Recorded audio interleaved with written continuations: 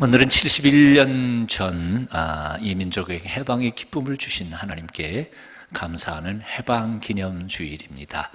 오늘 이 아침 우리가 기억해야 할 세 가지 중요한 사실이 있습니다. 그 첫 번째는 해방은 하나님이 우리에게 주신 거저 주신 선물이라는 사실입니다. 한번 따라해 보실래요? 해방은 하나님이 주신 선물. 출애굽기를 읽어가면서 우리가 발견하는 게 있습니다. 이스라엘 백성들이 애굽에서부터 430년의 멍에를 벗고 탈출하게 된 것은 쿠데타 일으켜서 한 게 아닙니다. 안 그래요? 예? 그 위에 있는 사람들하고 싸워가지고 탈출한 게 아니고요. 사실은 한 30년 전에 유학 가서 공부하는데 그 출애굽을 공부하는 그 구약 신학자 중에서 별 희한한 이론을 다 쓴 사람들이 있더라고요. 농민 반란 운동설, 사회 개혁설, 이런 거 해가지고 한 30여 가지 설을 제가 읽다가 하도 화가 나가지고 나 이건 뭐하러 공부하냐, 나는 그냥 귀국하고 싶다, 그런 생각이 들 때가 있더라고요. 그런데 아무리 봐도 출애굽기에 이스라엘 백성들은 독립의 의지도 없었고요, 탈출하고자 하는 어떤 운동이 있었던 것도 전혀 아니었습니다. 오직 하나님께서 모세라고 하는 인물을 통해서 그들을 빼낸 겁니다. 일방적인 은혜의 선물이 출애굽 사건이었습니다. 그런데 70여 년 전에 해방 또한 하나님이 우리에게 거저 주신 선물이었습니다. 솔직히 말해서 일제 압박 36년 동안에 수많은 애국 열사들이 고통을 겪고 해외에서 이 땅에서 만주벌판에서 상해에서 정말 많은 피와 눈물과 그리고 열정을 쏟았습니다. 어떤 분은 만세운동하다가 자신의 목숨을 잃기도 하고요, 수많은 사람들이 이 삼천리 금수강산의 피로 물들이기도 했습니다. 조국의 회복을 위해서 만주벌판에서 뛰던 독립투사들도 참 많이 있었습니다. 상해에서 또는 미국에서 전 세계에서 대한의 독립을 위해서 수고하고 또 절약해서 돈 보내고 독립장은 보낸 사람들도 수도 없이 많았습니다. 하지만 우리가 정말 인정해야 할 것이 있다면 우리의 수고와 노력과 땀으로 8.15 해방이 된 건 아니라는 사실입니다. 왜 그럴까요? 이유는 간단합니다. 1919년 3.1 만세운동 했다고 해서 일본이 물러간 거 아닙니다. 네? 오히려 시간이 지나갈수록 점점 더 일본은 강해졌습니다. 포악해져 갔습니다. 독립군들이 군사를 동원해가지고 저 만주 벌판에서 군대를 동원해갖고 서울을 탈환한 것도 아닙니다. 우리 역사 잘 알잖아요. 결국 30년 말기에 가가지고는 저기 독립군들도 거의 패잔병나 마찬가지였습니다. 중국도 일본에게 먹혀버렸으니까요. 더 이상 할 말이 없었습니다. 이준 열사가 헤이그에서 세계 대표들에게 호소를 했지만 듣는 사람 한 사람도 없었습니다. 우리의 독립을 향한 열망이 거셀수록 일본의 압박은 더 커져갔고, 그리고 그 힘은 더 막강해져 갔고, 이 민족을 향한 그들의 핍박은 포악해졌습니다. 결국 36년 말기에 가서는 초창기의 독립운동을 위해서 만세운동하고 수고하고 앞장서서 뛰던 거의 대부분의 모든 사람들이 다 변절해버리고 말았습니다. 지식인들은 거의 다 대부분이고요. 여러분 아시는 것처럼 이광수 변절했죠. 최남선 변절해버렸습니다. 모연숙 변절했습니다. 변절해서 무슨 글을 씁니까? 조선의 청년들은 다 군대에 가라고 그런 격려물을 쓰고 있을 판이었던 거지요. 참, 그 모연숙의 마지막 글들을 보면 속이 뒤집어져요. 세상에 어떻게 이럴 수가 있을까 하는 거지. 바로 그때 우리 민족이 독립을 포기해버린 그때, 절망에 쌓여있을 때 기독교인들 몇 사람만이 요한계시록을 가지고 일본은 곧 패망한다, 그러니 끝까지 버티자, 그러면서 겨우 추스리고 있던 그 마지막 순간에 히로시마의 핵폭탄이 떨어짐으로, 그래서 일본이 항복하고, 일본이 항복한 그 부산물로 우리에게는 8.15 해방이라는 것이 거저 선물로 받게 된 것입니다. 쉽게 말하면 일본의 해방은 우리의 힘으로 된 것이 아니라 열방의 각 축전 속에서 거저 주워 얻은 선물이었다는 거지. 말 표현이 좀 가격하긴 하지만 그러나 우리는 공짜로 받은 거예요. 하지만 그렇다고 해서 이 8.15 해방이 어쩌다가 우연히 얻은 것이라고 말할 수는 없습니다. 왜냐하면 역사에는 우연이라고 하는 것은 없기 때문입니다. 바로 그래서 그 당시에 근대사를 전공을 했던 고신대학의 이상규 교수는 8.15 해방은 결코 우연이 아니라고 주장하고 있습니다. 그의 조사한 바에 의하면 이런 기록이 있어요. 조선 총독부가 8월 17일 날, 1945년 8월 17일, 8월 15일 날 우리가 해방이 되잖아요.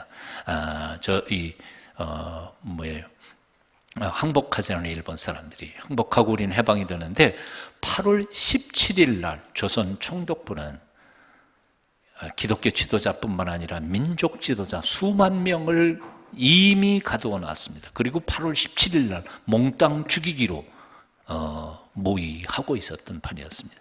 이틀만 지나갔으면 다 죽었어요. 해방이 됐다 할지라도 이 민족을 짊어지고 갈 수 있는 지도자들은 살아남지 않았을 것입니다. 이 기가 막힌 노릇이죠. 이 사실을 지적하면서 이상규 교수는 뭐라고 말하는 거 아니? 이것은 결코 우연이 아니다. 이것은 실로 놀라운 하나님의 섭리였다. 그렇게 고백합니다. 역사가 이원설 박사, 한국 바다는 오히려 외국에도 알려져 있던 세계 총장협의회 회장까지 지냈던 이원설 박사는 이렇게 표현했습니다. 평화는 궁극적으로 사람이 만드는 것이 아닙니다. 하늘로부터 오는 하나님이 주시는 선물입니다. 인간치고 평화를 갈망하지 않는 인간이 어디 있고요, 평화를 갈망하지 않는 나라가 어디 있습니까? 그럼에도 불구하고 평화, 그렇게 인간의 노력으로 되는 건 아니더라는 거예요. 자기가 평생 죽을 때까지 역사를 연구해 보니까 결국 평화는 하나님이 주시는 선물이더라는 거죠. 해방은 우리 노력으로 쟁취된 것이 아니었습니다. 그렇다고 어쩌다가 생긴 우연도 아니었습니다. 역사의 주권자이신 하나님께 36년 동안 토굴 속에서 산에서 해외에서 밤낮을 가리지 않고 울부짖었던 하나님의 백성들의 호소에 귀를 기울이시고 그 기도에 응답해 주신 하나님의 기도의 응답의 선물이었다, 그 말입니다. 믿으십니까? 믿으셔야 돼요.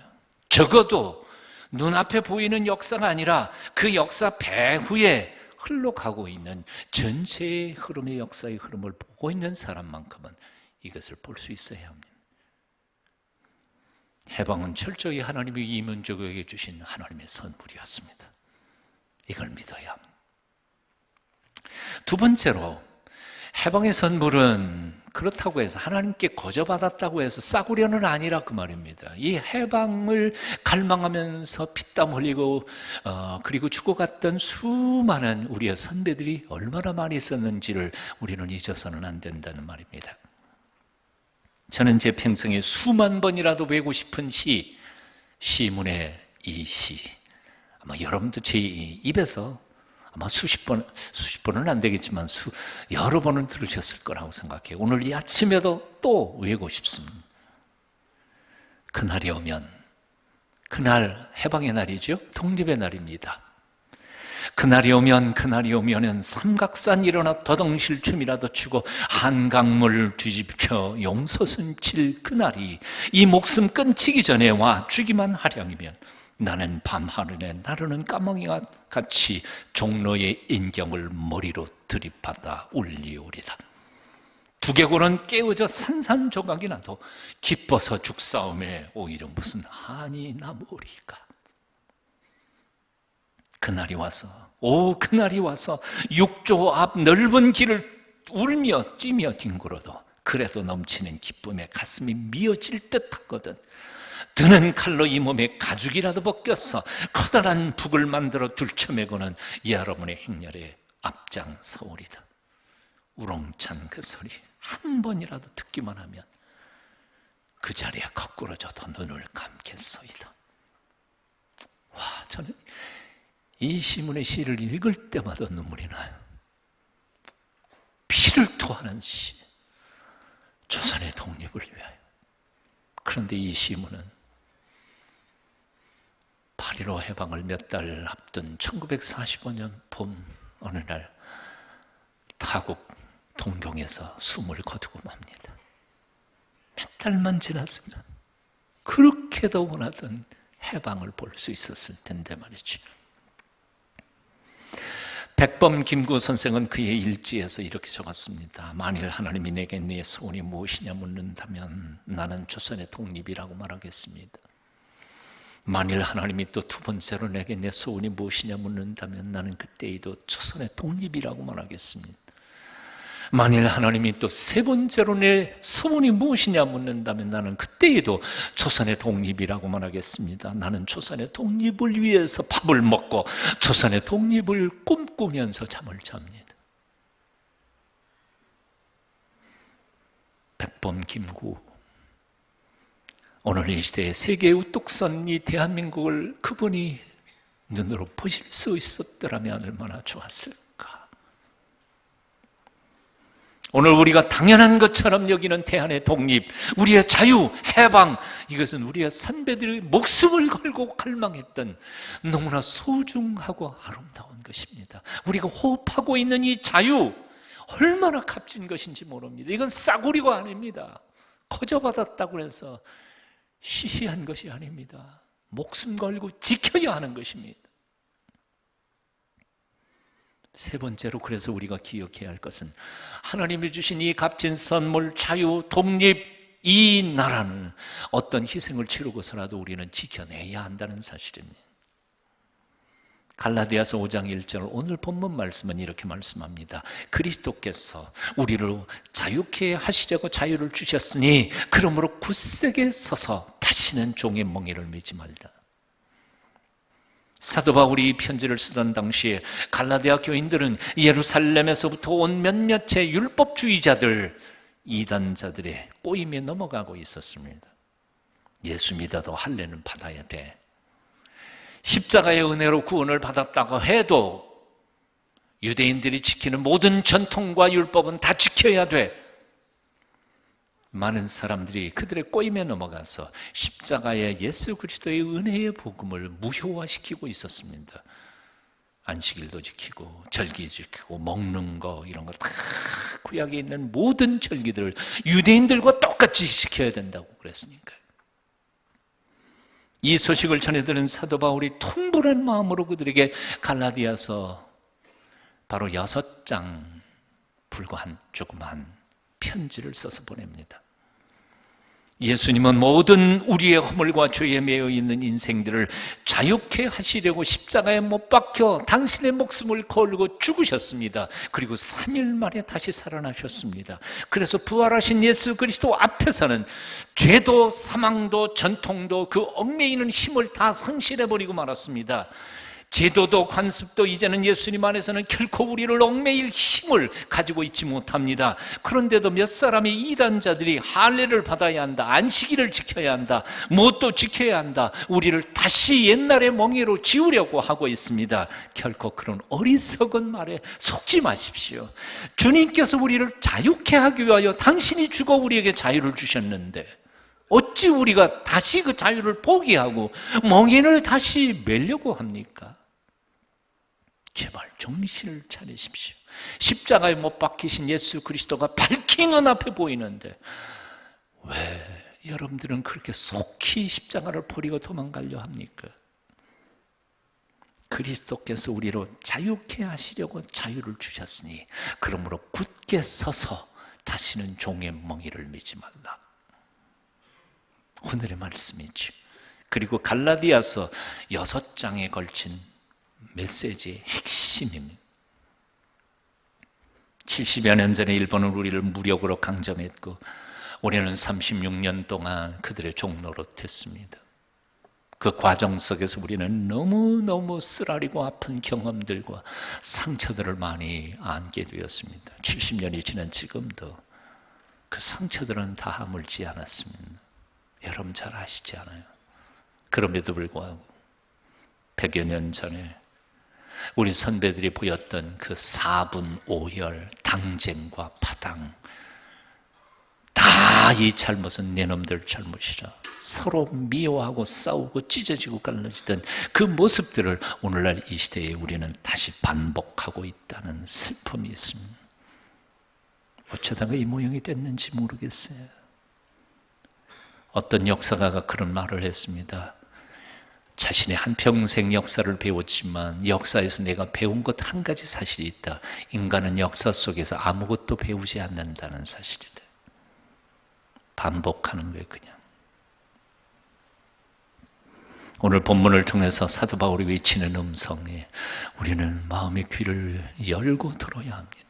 그러므로 굳세게 서서 다시는 종의 몽기를 매지 맙시다. 굳세게 서야 합니다. 다시는 부끄러운 민족의 역사를 반복해서는 안 될 것입니다. 그러기 위하여 우리가 꼭 한 가지, 정말 중요한 한 가지 우리가 해야 할 일이 있습니다. 잊지 않는 것입니다. 기억하는 것입니다. 아무리 처절하고 부끄러운 역사를 할지라도 잊지 않도록 노력하는 것입니다. 해방에 하나님이 거저 주신 선물이라는 것을 잊지 말아야 합니다. 거저 받은 선물이지만 그럼에도 불구하고 이 선물은 결코 싸구려가 아니라 우리 목숨, 우리의 선배들이 목숨 바쳐서 갈망했던 너무나 소중한 가치이고 소중한 것입니다. 그러므로 셋째로 우리는 이 소중한 자유를 다시 잃지 않기 위하여 어떤 희생이라도 치룰 각오를 해야 된다는 말입니다. 역사를 망각하는 민족은 희망이 없습니다. 과거의 쓰라린 고통을 잊어버리는 국가는 미래가 없습니다. 아무리 쓰리고 아파도 지난 역사의 아픔들을 우리는 기억해야 합니다. 일본 제국주의가 아시아 정복이라는 야망을 품고 칼을 갈고 있을 때 우리 조상들은 당쟁을 일삼고 국론은 4번 오열되어 있었습니다. 결국 우리는 일본의 먹잇감이 되었고 일본은 무력으로 우리의 국토와 그리고 국권을 빼앗아 버렸습니다. 고유 문화를 짓밟고 민족의 혼자체를 말살했습니다. 조선의 젊은이들을 그들이 일으킨 전쟁터에 총을 맞으러 보냈고 여자들은 위안부로 끌려가 수도 없이 죽었습니다. 교회에 가해진 그들의 박해 또한 말로 할 수 없이 처절하고 가혹한 것이었습니다. 대포를 만든다고 교회 종들을 다 빼앗아 갔습니다. 교회 종, 평화, 사랑, 화목, 화평을 울려야 할 교회 종을 갖다가 대포 만들어가지고 싸우고 있었던 거예요. 성경에서 모세오경과 그리고 요한계시록을 삭제해버렸습니다. 못 보게 했어요. 이유가 뭔지 아시잖아요. 모세오경의 핵심이 뭐예요? 해방이에요. 모세를 통해서 얽매인 민족과 백성들에게 자유를 주는 메시지가 모세오경이라고요. 그걸 선포 못하게 했어요. 요한계시록 소망에 대한 하나님의 주권에 대한 말씀을 전하지 못하게 했습니다. 결국 나중에는 구약 성경 자체로 본문으로 설교하는 것을 금했습니다. 일제 말기에는요, 목사님들은 구약 성경 본문을 설교 못했어요. 나중에는 오직 교인들조차도 사복음서만 읽게 했습니다. 성경의 다른 부분들은 못 읽고요. 사복음서 내용이 뭔지 아세요? 윤리적 기독교에 대한 겁니다. 윤리적 기독교로 약화시켜버렸습니다. 예배를 드리기 전에 반드시 일본기 앞에 절을 해야만 예배를 드릴 수가 있었습니다. 1943년 9월부터는 주일 밤 예배를 폐지시켰습니다. 지놈들이 뭐라고 예배드리는 예배를 폐지해버렸어요. 수요 기도회 못 모이게 했습니다. 우리의 말과 성씨와 자유와 젊은이들과 민족의 혼까지 다 빼앗으려 했습니다. 신사참배 강요했고요. 거기에 거부한 민족 지도자들, 교회 지도자들 몽땅 다 잡아들여 감옥에 집어넣습니다. 그리고 서두에서 말씀 나눴던 것처럼 1945년 8월 17일 몽땅 죽일 계획을 세워놨던 것이죠. 우리는 이 역사적 사실을 잊어서는 안 됩니다. 결코 잊어서는 똑똑하게 기억해야 합니다. 잊으면 역사는 다시 반복될 수밖에 없습니다. 일본 사람들이 한국 사람들을 두려워하지 않는다고 합니다. 우리도 일본 사람 두려워하지 않지만 일본 사람들이 한국 사람을 두려워하지 않는 이유가 있습니다. 뭐냐 하면 우리나라 사람들, 한국 사람들은 너무나 잘 잊어먹기 때문에 뭔가 사건이 터지면 쉽게 흥분하지만 시간만 조금 지나가면 다 잊어버리니까요. 원래 우리의 모습이 아닌가 그 말이에요. 가장 부끄럽고 가장 치가 떨리는 이유가 아닐까요? 인류 역사상 가장 많은 고난 속에 살아온 민족이 다름 아닌 유대인들입니다. 그들은 2차 세계대전 중에 600만 명이 학살당합니다. 바로 독일의 나치 전당에 의해서 말이죠. 이 사실을 잊지 않기 위하여 유대인들은 예루살렘에 바로 대학살, 유대인 대학살 추모관을 지었습니다. 그리고 그 추모관의 이름을 얏 바심이라고 이름을 지었습니다. 얏 바심, 기억하라 라는 뜻입니다. 그 추모관의 입구에는 이렇게 새겨졌다고 합니다. 용서하라, 그러나 잊지는 말라. 일본 사람들이 이 민족에게 행한 만행 용서하겠습니다. 그리스도인들은 다 용서해야 할 의무가 있으니까요. 기꺼이 용서하겠습니다. 하지만 결코 잊지는 않겠습니다. 오늘 이 아침 저와 여러분이 고백이어야 하겠습니다. 신명기 32장 7절은 이렇게 말씀합니다. 옛날을 기억하라, 역대 연대를 생각하라. 모세가 젊은 세대에 명한 설교의 메시지입니다. 신명기 8장 18절 이하에도 이렇게 말씀합니다. 내 하나님 여호와를 기억하라. 그가 내게 재물 얻을 능력을 주셨습니다. 이같이 하시면 내 조상들에게 맹세하신 언약을 오늘과 같이 이루려 하심이니라. 내가 만일 내 하나님 여호와를 잊어버리고 다른 신들을 따라 그들을 섬기며 그들에게 절하면 내가 너희에게 증거하노니 너희가 반드시 멸망할 것이라. 여호와께서 너희 앞에서 멸망시키신 민족들같이 너희도 멸망하리니 이는 너희가 너희의 하나님 여호와의 소리를 청종하지 아니하였기 때문이다. 러시아의 소설가로 1970년에 노벨 문학상을 탄 사람이 있습니다. 아시는 것처럼 솔제니친이라고 하는 사람이죠. 그 사람이 1983년에 템플턴 상을 수상을 합니다. 우리 한경직 목사님 받으신 것. 템플턴 상을 받던 자리에서 그는 이런 고백을 합니다. 반세기가 훨씬 넘는 오래전에, 그러니까 내가 아직 어렸을 때, 나는 몇 분의 어른들께서 러시아에 닥친 큰 재난에 대하여, 그 재난은 러시아 혁명 얘기입니다. 다음과 같이 설명하는 것을 들은 기억이 납니다. 사람들이 하나님을 잊은 게야. 그래서 이런 일들이 일어나잖아. 그 후로부터 나는 거의 50년간을 러시아 혁명사를 연구하는데 세월을 보냈습니다. 그러는 중에 나는 수백 권의 책을 읽었고 수백 명의 개인적 증언들을 수집했으며 그리고 그 대격동의 파편들을 정리하려는 노력으로 8권의 책을 써냈습니다. 하지만 만일 오늘 내게 그 6천만의 백성들을 집어삼킨 이 파괴적인 러시아 혁명의 주요 원인을 정확히 표현하라고 요구하신다면 나는 이 말을 반복하는 것 외에는 더 정확한 표현을 찾을 수 없을 것입니다. 사람들이 하나님을 잊은 게야. 그래서 이런 일들이 일어나잖아. 미국 로스앤젤레스 LA 북방에 가면은 포레스트 런이라고 하는 사립 공동묘지가 있습니다. 공원묘지죠.